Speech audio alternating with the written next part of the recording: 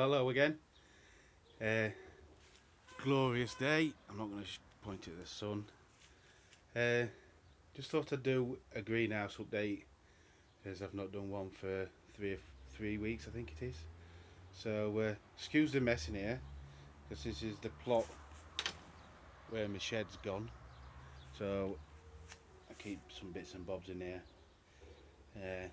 So I'll just show you what's happening in here. Alright, so these are my cherry tomatoes, the cherry plum. I'll put the name on the screen for you, so it's just escaped me now I come to think of it. Perio, that's it. I know you're in there somewhere. So they're starting to ripen up now.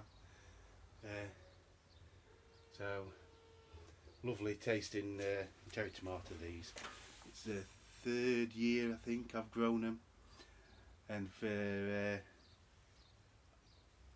my son's lunchbox they're fantastic. But saying that, they come right just as we're breaking up for a 6 weeks holiday.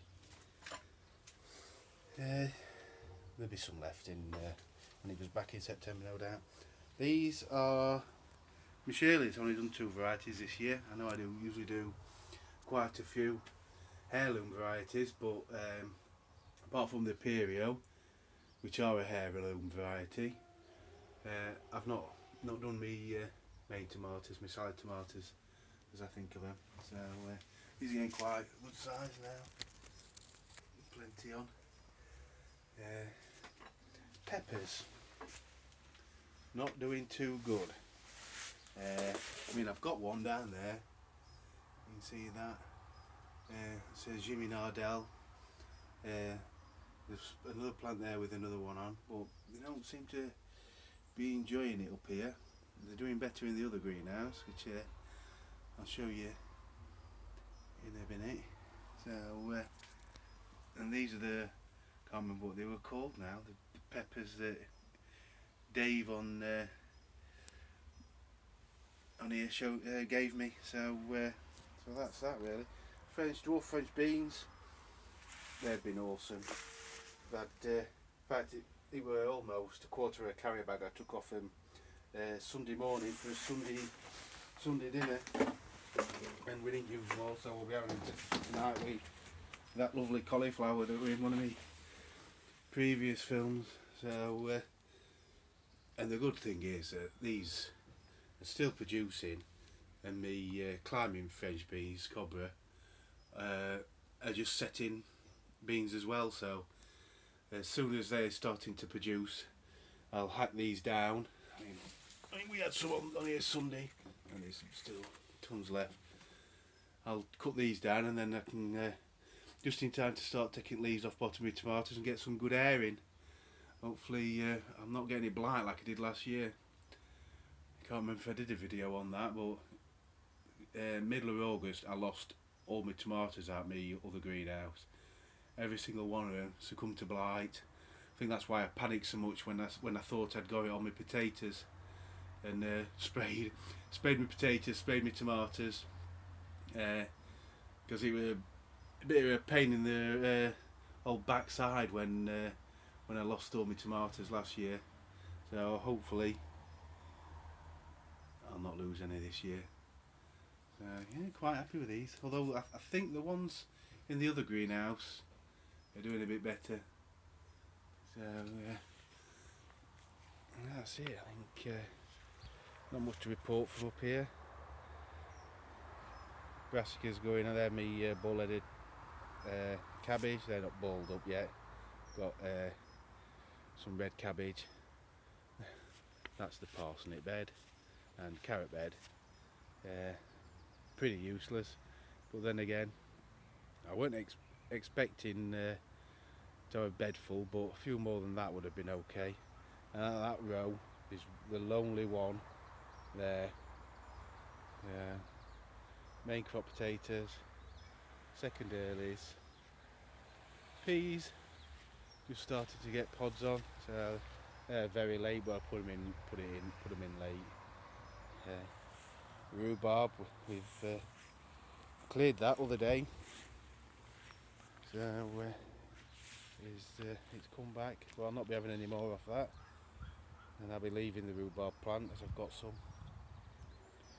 The onion sets that I had left over, and a couple of parsnips. So we have a look at the sweet corn. These are the sweet corns that were yellow and were almost dead, really. So really pleased how they've come back. And my others, 2 courgette plants,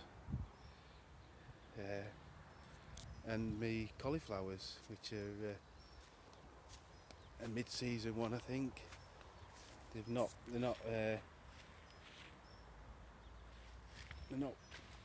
There's no cauliflowers in the middle of them yet, I don't think.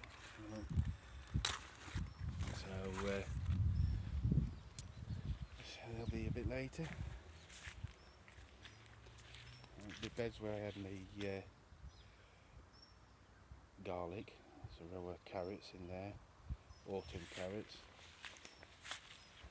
And this is where we had my overwinter garlic, overwinter onions even, Japanese onions. I've got a few carrots in there.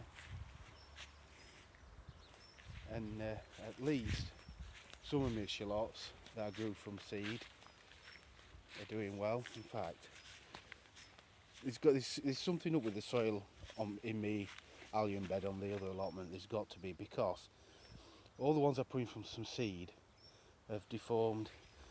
All the ones I put in from set haven't done very good. The ones that I did in modules and grew on in multi-purpose in the greenhouse first are fine. But see, that's a shallot, and it's doing well. So it's got to be something in my soil. I think there's a little bug, I can't think what it's called. I have looked at it in Dr. Essian's book, and I just can't recall what it is. So that's that. Well, at least I've got some for my trouble this year, and I shall have another go next year. So there we are, and here are a few leeks that I've got left over that I've dropped in here. 3 rows, 4 rows, and my sweet corn. I think that's got to be 4 foot almost, and it's looking well. Oh, I've had it a lot taller before, and before it starts putting its tassels out, but I'm not complaining. That Epsom salts did the world of good, and I've been feeding it with that Triple X chicken manure.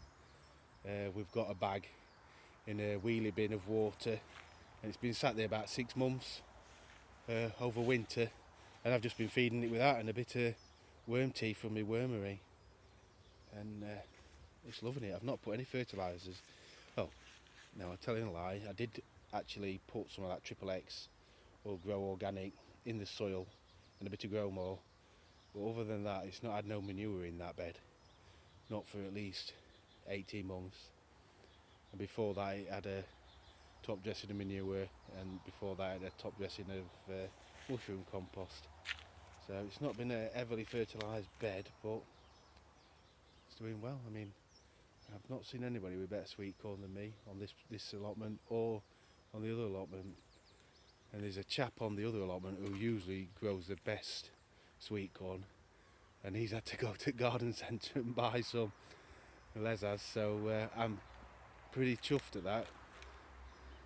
He's a West Indian gentleman, and my sweet corn's looking better than his, so I can be proud of that. It's usually fantastic. And my peas. So what's turned out to be a greenhouse update has now become a plot update, hasn't it? And a bit of a tour. So that's that. The neighbours. Good to see some stuff in there. Shame they haven't done the path. But you can't have everything, can you? Dave's, you see Dave's greenhouse from here. He's pulled all his Calabrese now. He doesn't bother with the side shoots. He as soon as they come, chops the top off and then that's it. I've grown the aqueous Calabrese this year, so I've had the top out of it, and now I'm picking the side shoots, and they just keep coming, and it's the first year I've grown that, and it'll be I think it'll be a favourite of mine, that, with the way it's produced. Small compact plant. Not got any up here, I'll show you when I get down the other plot.